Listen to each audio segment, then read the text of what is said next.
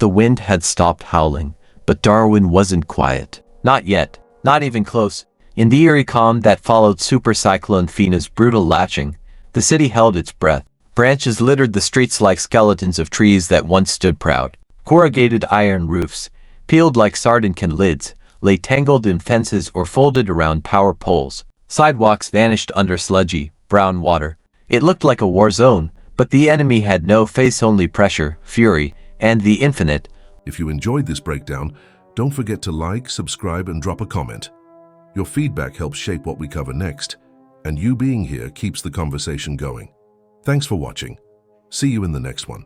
Shoulders slumped from the weight of too much, too soon. But still, they came. Because when disaster strikes, you don't stay inside. You get up. You look around. You help. The cyclone had taken but not everything. The shattered night. It was around 2:30 a.m. when FINA's eye brushed close to the coast, close enough to leave an impression, but far enough to spare Darwin from annihilation. Still, no one slept through that night. Roofs rattled. Windows shook. Phones screamed emergency alerts. Pets trembled. Children wept. And then, power gone. The darkness wasn't peaceful, it was electric, thick with tension and anticipation. Each minute stretched long. Outside, the wind didn't speak, it screamed. A voice that tore through the air like it had bones to break. It sounded alive. One woman whispered the next day, her voice thin, as if she feared speaking too loud would bring it back. And maybe she was right. The silent coordination. As dawn cracked through the heavy cloud cover, a quiet choreography began. Volunteers didn't need direction. No one waited to be told what to do. People checked on neighbors, cleared branches from driveways, set up BBQs on the street to cook thawing freezer meat, shared water, passed around phone chargers like precious gems. There was no uniform, no hierarchy, just need and response. At one shelter, a young woman, barefoot and drenched, handed a warm blanket to an elderly man she didn't know. He took it, stunned. "You cold?" He nodded. "Well, now you're not," she said, smiling through the mud on her face. That's how people talk after a storm. Simple, direct, no time for niceties, only truth. What survived? There were stories. Of a woman who wrapped herself around her dog in the bathtub while the ceiling caved in, both survived. Of a nurse who walked for kilometers through flood water to reach her night shift. Of a child who clutched a rain-soaked drawing of her dad, deployed overseas, whispering it would keep them safe. The roof over her bed was gone, but she was unscathed. Not everything can be explained in terms of science or odds. Some things, love, willpower, blind luck, still defy explanation. Flooded foundations. The worst damage didn't always come from the wind. It came later from the water. As FINA dragged her skirt across the coastline, she pulled the sea with her. Surge tides swelled into suburban streets. Drainage systems, clogged with debris, choked. And with the surge came contamination, diesel, sewage, chemical runoff. It wasn't just water. It was a living threat. Homes that stood tall during the storm now had their foundations rotting beneath them. Floorboards buckled. Carpets swam. Mold arrived with breathtaking speed, as if it had been waiting in the wings. But even then, people waited, and not just to assess, but to reclaim. One man stood knee-deep in water, pulling his grandmother's photo album from the sludge. He didn't speak, just wiped each page with trembling hands. We've done this before. Darwin has history. It remembers. Cyclone Tracy in 1974 flattened 70% of the city. People who lived through that don't forget. Their children don't forget. It's in the bones of the city's architecture. It's in the way people talk, short sentences, long memories. We've done this before, said a retired carpenter who lived through Tracy. He was already rebuilding his fence, hammer in one hand, a cigarette in the other. It's not about how hard the wind hits, he added. It's about whether your neighbors are still standing when the roof's gone. That's the real foundation. And he wasn't wrong. Where science meets spirit, officials scrambled to assess the damage. Engineers studied wind vectors. Meteorologists updated models. But for many locals, the answers lay elsewhere. A group of Yolngu elders gathered in a clearing, smoke rising from eucalyptus leaves as they whispered stories passed down for centuries of storms as messengers, not just phenomena. They didn't speak of forecasts or models, but of balance, of signs ignored, of listening to the land. Their wisdom was not data. It was deeper. And it belonged here just as much as any satellite image. After the cameras leave, news helicopters buzzed above, catching the aftermath in crisp 4K. Reporters in raincoats delivered sound bites. Social media trended. Hashtag Cyclone FINA peak. But everyone in Darwin knew. The real work would begin when the headlines faded, when the media left, when the floodwaters stayed. If you enjoyed this breakdown, don't forget to like, subscribe, and drop a comment. Your feedback helps shape what we cover next, and you being here keeps the conversation going. Thanks for watching. See you in the next one. In the long shadows that follow, what will we build next? Rebuilding is not just replication. Now, the conversation shifts. What do we build now that we know more?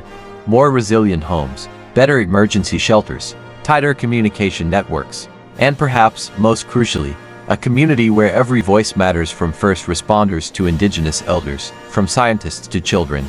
Cyclone FINA didn't just flatten trees. It revealed weaknesses in policy, in planning, in preparedness. But also, it revealed strength, the kind that can't be engineered, the kind that comes from shared stories and sweat-streaked faces and a hand offered in silence. The city that still stands, Darwin still stands, battered, bruised, but upright. It will rain again. It always does. Winds will return. The ocean will rise. But there's something the storm could not touch: the will of the people. Not because they're fearless, but because they understand fear and act anyway. Because they look at wreckage and see possibility. Because they remember, rebuild, and refuse to yield. And because no matter how fierce the storm, when the sky clears, they will step outside and begin again. There's a particular kind of silence that follows a storm like FINA. It's not peaceful. It's not even relief. It's a kind of hollow quiet, the absence of noise that only highlights what's been lost. No birdsong, no traffic hum, just the slap of boots in mud and the hiss of rain dripping from broken gutters. People walk slowly during this phase, not because they're tired, though they are, but because every step feels like walking through memory. That used to be the fish shop. That corner had the old mango tree. My brother lived here once. The storm doesn't just destroy things. It disorients you, rewrites your map. And when the landmarks of your daily life are gone, something inside you shifts too. The children and the sky.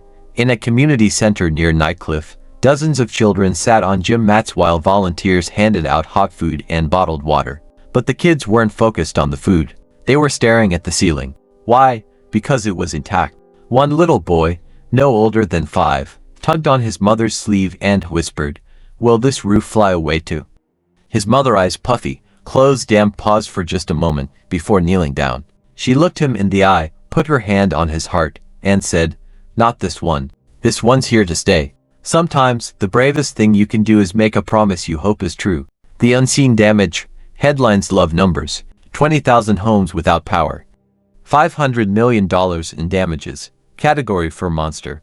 But what they don't count, what they can't, are the invisible breaks. The man who hasn't spoken a word since he watched his car float down the street with everything he owned. The woman who stares blankly at a wall because her wedding dress, her grandmother's cookbook, her children's drawings all gone in one surge. The teenager whose world was already shaky before the storm, and now doesn't know where to sleep. These are not statistics. They are ruptures, and they do not show up on official reports. The volunteer with the radio. There was one man, no vest, no badge, who walked the streets with a battery-powered radio and a notepad. He stopped at every corner, every street still cut off by floodwaters, and wrote down names. Elderly couples, families, stranded tenants, names, ages, medications, pets. Then he'd radio them into a small amateur station operating from a solar rig out west. That station, run by 2 teenagers and a retired broadcaster, read the names out loud every half hour. Marion, 82, needs insulin. The Sanchez family is safe at the old primary school. Dozer, a golden retriever, was found near Cullen Bay and is safe. In a world of collapsed towers and dead smartphones, voices became lifelines. This wasn't high-tech. It was human tech. And it worked. The return of color. 3 days later, someone painted a sunflower on a sheet of plywood covering a broken window. Bright yellow. Center of burnt orange. A thick green stem. No words, just the flower. By the afternoon, there were more. Hearts. Rainbows. A giant crocodile in gumboots. It started as graffiti. It became therapy. In every storm-hit neighborhood, color returned not through reconstruction, but through expression. People who couldn't afford repairs painted beauty on brokenness. And slowly, street by street, Darwin smiled again. Even if the paint ran in the rain, it didn't matter. What mattered was the message: we're still here. Who tells the story?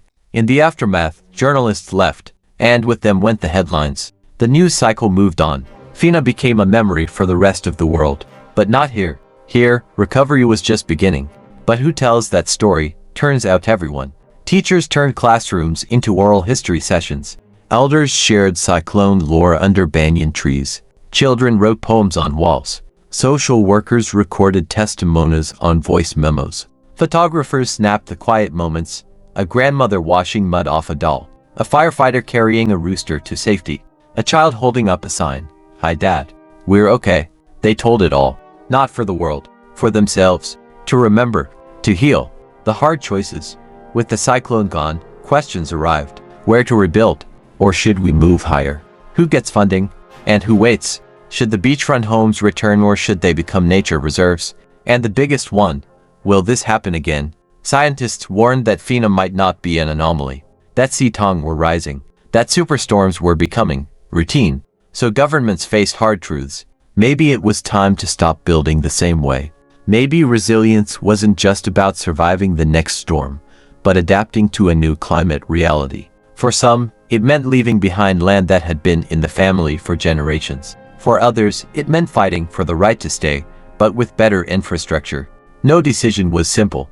No answer came without pain, but for the first time in a long time, everyone was listening. The power of the ordinary. We like to think heroes wear capes, but in FINA's wake, heroes wore gumboots. They carried thermoses, shared tents, hugged strangers. They didn't shout or pose. They showed up. Like the woman who walked 10 kilometers every day to hand out sandwiches because her shop had power and others didn't. Or the teenager who built makeshift battery packs from old e-scooter parts to charge phones. Or the mechanic who repaired wheelchairs for free and refused tips. No press. No spotlight. Just quiet, consistent kindness. That's the real emergency response. Rebuilding hearts. 6 months on, the city still bears scars. Some streets haven't reopened. Some homes are just slabs. Some families still live in temporary units. But look closer and you'll see new things. Raised homes. Reinforced flood barriers. Solar panels everywhere. Community gardens replacing flooded lawns. A new neighborhood emergency plan written by locals, not officials. And in a mural stretching to stories high, one sentence stands in bright, bold letters. We don't break. We bend. Then we rise. Darwin is rising. Not because of luck, but because its people choose to rebuild with soul. The story never ends. Cyclone FINA came fast, hit hard, and left its mark. But it didn't win. The storm tried to erase but found resistance in memory. It tried to silence but was met with song, with stories, with voices too strong to drown. In every nail driven, in every meal shared, in every child who laughed again, the city declared, you can tear our walls down, but you cannot take our roots. Final thoughts. Nature will rage again. That's not a threat, it's a truth. But what we build, how we prepare, how we remember, those are our choices. Let Cyclone FINA be a teacher, a warning, a wake-up call, but also let it be proof that when everything shakes roofs, roads, hearts, the thing that holds us together isn't concrete, it's each other, and that no wind can break. Even as the media spotlight moved on, and the hashtags faded from trending lists, Darwin was still sweeping glass from driveways. Tarpaulins flapped in place of roofs. Power poles leaned like trunks trying to stand straight, and behind every boarded-up window was a story too raw to explain. Some stories would never make the news, like the couple who had planned to propose to each other on the same day, each holding a ring in their pocket, waiting for the right moment only to find themselves huddled in a linen closet while the walls trembled and their plans blew out the window. But the moment still came, not with roses or dinner reservations, but with scraped knees, muddy cheeks, and a whispered yes under emergency lights. Or the retired builder who walked street to street with a toolkit strapped to his bicycle, fixing what he could. No payment, no fanfare, just quiet nods of thanks. He'd lost his own house, but he said fixing someone else's gave him something to hold on to. Bricks are just bricks, he murmured, but helping someone patch a roof, that's how you build yourself again. Life after the storm had a rhythm, but it wasn't the old one. It was slower, a bit shakier, but in many ways more real. Conversations no longer started with what do you do, but are you all right, or do you need anything? Neighbors who had never spoken before were now sharing generators, cooking meals together on propane stoves, looking out for each other's pets. And the kids, well, kids are strange and resilient things. You'd think they'd be the most afraid, and in some ways they were. But they were also the first to find joy again. You could hear laughter echoing through the shelters at dusk, as children made games out of shadows, traced rivers in the mud, chased dragonflies through flooded parks. One girl wore a tutu every single day, even when soaked and muddy. When asked why, she said, "Because the storm didn't take me." That's the thing no one tells you about surviving a disaster. It isn't about surviving the night. It's about surviving the days after. The endless forms, the long queues, the awkward phone calls to insurance companies who speak in scripted condolences but offer no help. The questions from relatives who mean well but say things like, "At least no one died," as if grief only belongs to the bereaved. But people here didn't ask for sympathy. They asked for nails, for drinking water, for reliable information, and most of all, for time.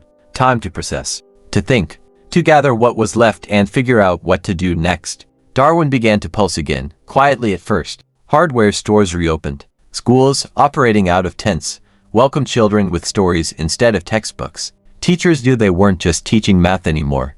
They were stitching safety back into young hearts. One principal wrote on a blackboard, "This school is made of courage."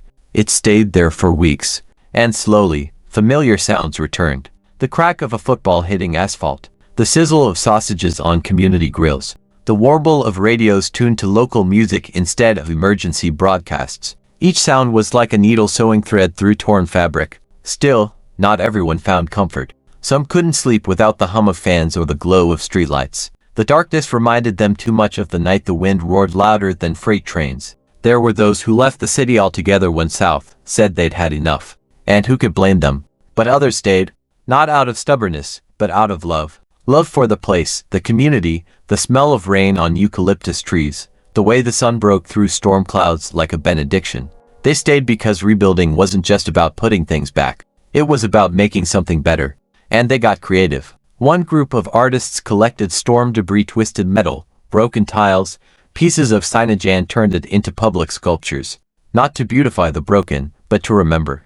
One sculpture, made from the frame of a collapsed swing set and shards of shattered glass, was titled "We Bent, but Did Not Break." Another, a palm tree stripped bare but left standing, was wrapped in a ribbon of names, each one belonging to a family who'd stayed behind and rebuilt. In council meetings, residents began asking bigger questions. Why had some homes withstood the storm while others crumbled? Were building codes enough? Should flood zones be redrawn? The answers weren't always clear, but the conversations were happening. People weren't waiting for solutions, they were demanding them. Thanks so much for watching. If you made it all the way to the end, you're officially part of the small percentage of people who don't just click away, and that means a lot. Before you go, I'd love to hear from you. Drop a comment below and tell me your thoughts, your ideas, or even what you'd like to see next. I read every single one of them, and your feedback genuinely shapes the direction of this channel. If you enjoyed the video, tap that like button. It tells YouTube this content is worth sharing. And if you haven't already, hit subscribe and turn on notifications so you don't miss the next upload. We've got more exciting videos coming, and trust me, you'll want to be here for them. This channel is just getting started, and your support helps it grow faster than you realize.